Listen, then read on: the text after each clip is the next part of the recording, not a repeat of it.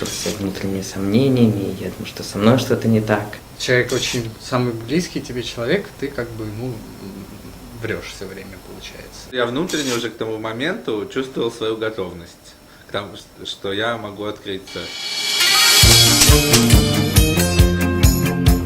Я написал маме смс и написал, что, по-моему, я ей написал просто так, что мама, я гей. Для меня это было шоком узнать это. Меня так захлестывали мои эмоции от этого открытия, я чувствовал себя настолько таким вот незащищенным, настолько вот открывшимся, как будто, ну, не знаю, как открытая рана. Но потом мы с ним встретились, и у нас была возможность поговорить. Мама сказала о том, что меня любит и поддерживает, и в любом случае это ее любовь ни от чего не зависит. Вот. Но я чувствовал, что ей это тяжело.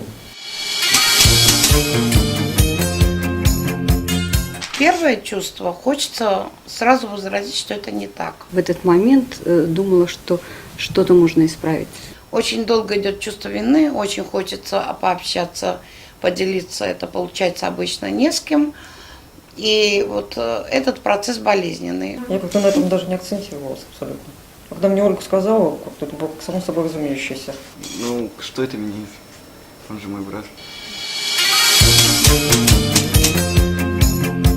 Я стал себя чувствовать гораздо более целостно.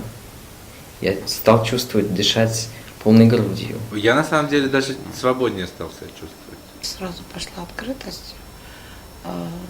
Я почувствовала, что легче. И Роме тоже, потому что он может со мной поделиться. Я просто советую всем быть честным с самим собой и со своими близкими. И они обязательно поймут, если вас любят. Люди не чувствуют, не понимают, насколько легче и лучше быть открытым. Насколько это приносит энергии, сколько это вот приносит ощущение гармонии с собой и с миром.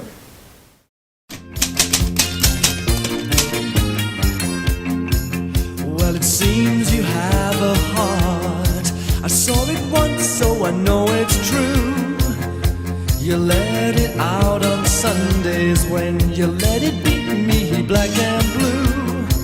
Well, you went and stole my heart. I saw it go, so I know it's true. It was a ruby,